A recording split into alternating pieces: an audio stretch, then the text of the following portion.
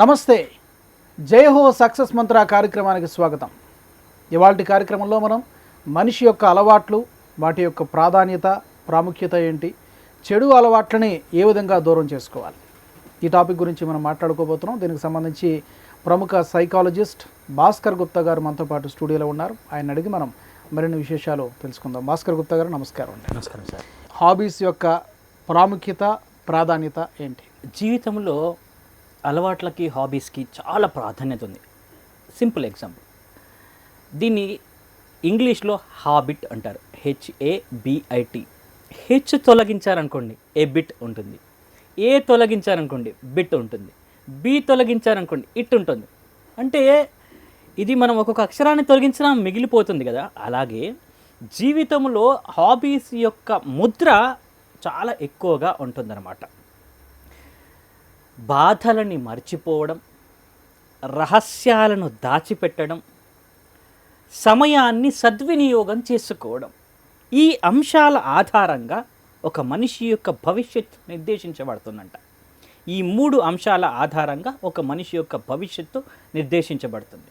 చివరిది అయినటువంటి సమయాన్ని సద్వినియోగం చేసుకోవడం అనే అంశం కూడా ప్రాధాన్యత ఉంది అని చెప్పినట్లుగా, ఇక్కడ ఒక మనిషి జీవిత కాలము, ఉదాహరణకి 100 సంవత్సరాలు ఒక మనిషి బ్రతుకుతాడు అనుకుంటే కాస్త కష్టమే. కానీ ఒక వ్యక్తి 100 సంవత్సరాలు బ్రతుకుతాడు అనుకుంటే అందులో 12.5 సంవత్సరాల బాల్యం, 12.5 సంవత్సరాల వృద్ధాప్యం. బాల్యంలో మనకు స్వతహాగా నిర్ణయాలు తీసుకునేటటువంటి శక్తి, అవకాశం ఉండదు. పేరెంట్స్ మీద మనం డిపెండ్ అవుతాం. వృద్ధాప్యంలో కూడా మన పిల్లల వద్ద మనం పెరుగుతాము. పెద్దగా మనకు అంత ఫ్రీడమ్ ఉండకపోవచ్చు, వాళ్ళ నీడలో మనం బ్రతుకుతాం కాబట్టి. సో 12.5 25 సంవత్సరాలు పోయింది. 100 సంవత్సరాల జీవితకాలం అనుకుంటే, ఒకవేళ రోజుకి 8 గంటలు పడుకుంటే 100లో 3వ భాగం మనం తీస్తే కనుక 33 సంవత్సరాల వయసు అవుతుంది. ముందు బాల్యం, వృద్ధాప్యం 25, ఇవి 33, దాదాపు 80 పైగా మనం ఇక్కడ ఖర్చు పెట్టేశాం. దీని యొక్క ఇది చెప్పడం యొక్క ఆంతర్యం ఏంటంటే, మనము మన కోసము ఉంచుకునేటటువంటి సమయం, గడిపేటటువంటి సమయం, దొరికేటటువంటి సమయం చాలా తక్కువ. ఈ సమయాన్ని కనుక ఎవరైతే అద్భుతంగా సద్వినియోగం చేసుకుంటారో వాళ్ళే గొప్పగా రాణించగలగడానికి అవకాశం ఉంటుంది. బంగారంలో ప్రతి చిన్న కణానికి విలువ ఉన్నట్లుగానే జీవితంలో ప్రతి చిన్న క్షణానికి కూడా విలువ ఉంటుందంట. కాబట్టి ఈ విలువైనటువంటి సమయాన్ని మనం సద్వినియోగం చేసుకోవాలి అంటే చక్కటి హాబీస్ ఉంటేనే సాధ్యపడుతుంది. చక్కటి హాబీస్ మన భవిష్యత్తును నిర్దేశించడానికి ఉపయోగపడతాయి అన్నమాట.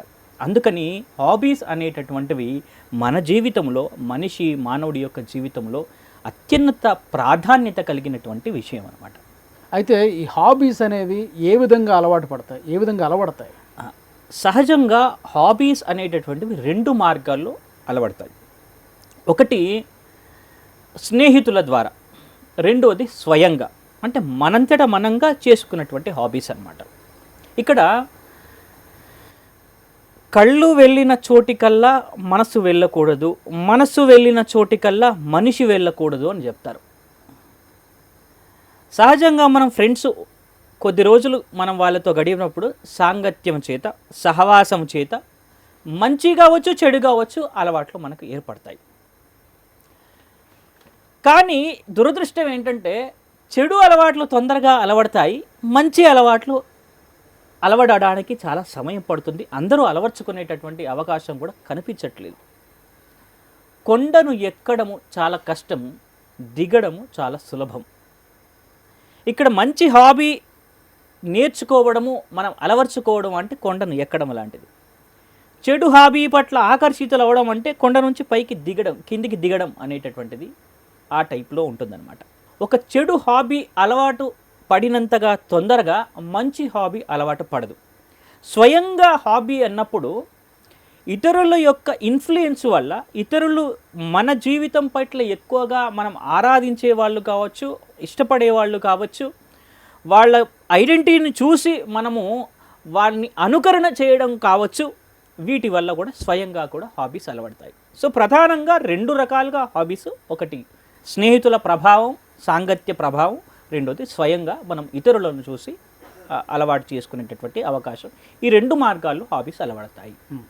అయితే ఈ రోజుల్లో ఎలా అయిపోయిందంటే డ్రింకింగ్ హ్యాబిట్, అలాగే మద్యపానం, సిగరెట్ తాగడం, ఈ 2 కూడా చాలా కామన్గా కనిపించేటువంటి హాబీస్ అయిపోయినాయి. అవి లేవు అంటే కనుక విచిత్రంగా చూసేటువంటి పరిస్థితి. అవునండి. ఈ 2 ఎలా ఉన్నాయి అంటే, సముద్రము కంటే సారాయే ఎక్కువ మందిని ముంచేసిందంట. స్నేహితుడు మనకు ఒక స్నేహితుల ద్వారా హాబీ అలవడుతుంది. ఈ బ్యాడ్ హాబీ కావచ్చు. అంటే వాడు పాస్ అయినా పార్టీ చేసుకుంటాడు, ఫెయిల్ అయినా పార్టీ చేసుకుంటాడు. పాస్ అయితే ఆనందంలో చేసుకుంటాడు, ఫెయిల్ అయితే బాధలో చేసుకుంటాడు. కానీ అలవాటు మాత్రం అదే. First man drinks wine, next wine drinks wine, third స్టేజ్లో వైన్ డ్రింక్స్ మ్యాన్ అని చెప్తారు. ఇంకంతే. అందుకనే సముద్రం కంటే సారాయి ఎక్కువ మందిని ముంచేసిందని చెప్తారు. ఇక సిగరెట్ విషయానికి వస్తే యూత్లో పెద్ద ఫ్యాషన్ అయిపోయింది. సోషల్ మీడియాలో చూసి కావచ్చు, సినిమా ప్రపంచాన్ని చూసి కావచ్చు అలవాటు చేసుకుంటున్నారు. ఒక ఫుల్లీ బర్న్ సిగరెట్ చెప్తున్నట, ఈరోజు నువ్వు నన్ను కాలుస్తున్నావు, రేపు నా వల్ల నీ జీవితం కాలిపోతుంది అని చెప్తుందంట.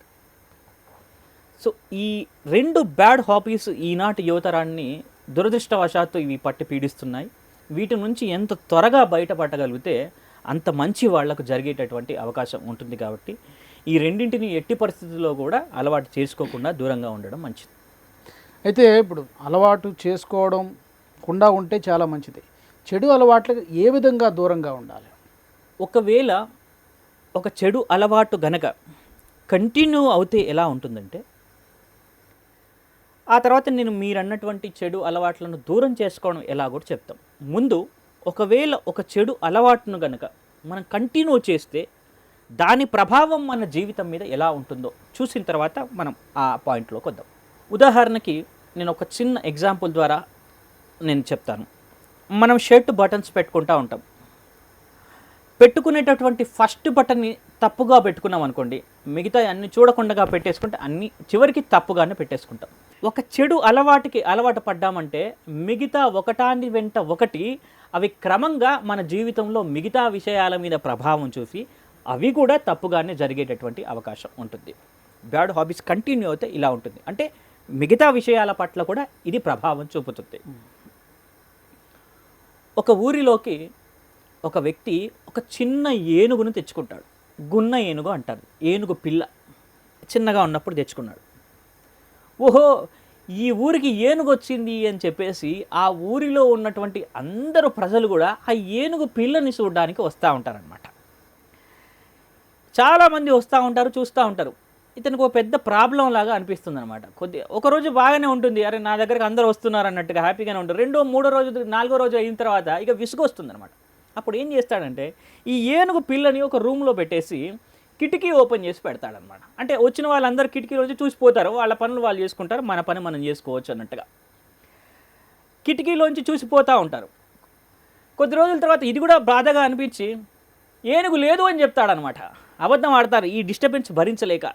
కానీ ఆ ఏనుగు గింకారం చేస్తే ఏనుగు ఉంది అని చెప్పేసి అందరూ వస్తారు, మళ్ళీ చూపించు అంటే చూపిస్తూ ఉంటాడు. కొద్ది రోజుల తర్వాత ఏమవుతుంది, ఇలా కంటిన్యూ అవుతూ ఉంటుంది. ఏనుగు పెద్దదవుతుంది. అప్పుడు ఈ నస భరించలేక దానికి ఘీంకారనాదాలు కావచ్చు, ఈ జనాలు వచ్చిపోవడం వల్ల తన పర్సనల్ లైఫ్ డిస్టర్బ్ కావడం కావచ్చు, ఇంకెంతకాలం చూస్తారులే అని చెప్పేసి ఈ ఏనుగును ఇక నేను ఉంచుకోకూడదు, తీసేద్దాము, ఎక్కడో బయట అడవిలో వదిలేసి వద్దాము అనుకుంటాడు. బయటికి తీయాలనుకుంటే చాలా కాలం గడిచిపోయింది. ఏనుగు చిన్నగా ఉన్నటువంటి పిల్ల పెద్ద ఏనుగు అయిపోయింది. గదిలోంచి బయటికి తీయడానికి అవకాశం లేకుండా పోయింది.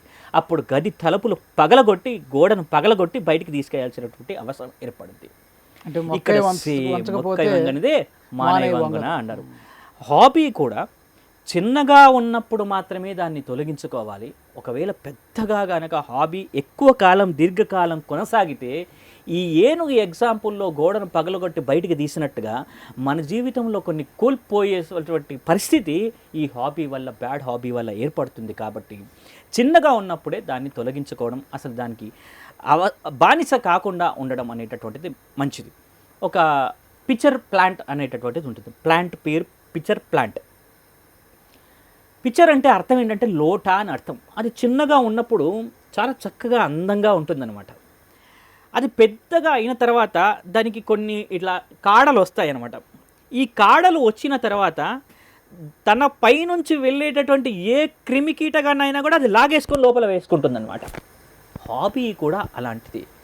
ఎప్పుడైతే హాబీ పెరిగిందో మంచి మంచి విషయాలను కూడా అది లాగేస్తూ ఉంటుందన్నమాట. ఆ చెడు వైపుకు లాగుతూ ఉంటుందన్నమాట. అందుకని చెడు హాబీస్ని బానిస కాకపోవడం మంచిది.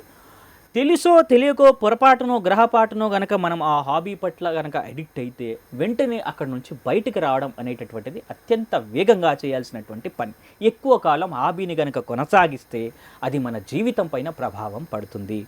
అందుకని తొందరగా హాబీని ఎక్కువ కాలం కొనసాగించకుండా చూసుకోవాలన్నమాట.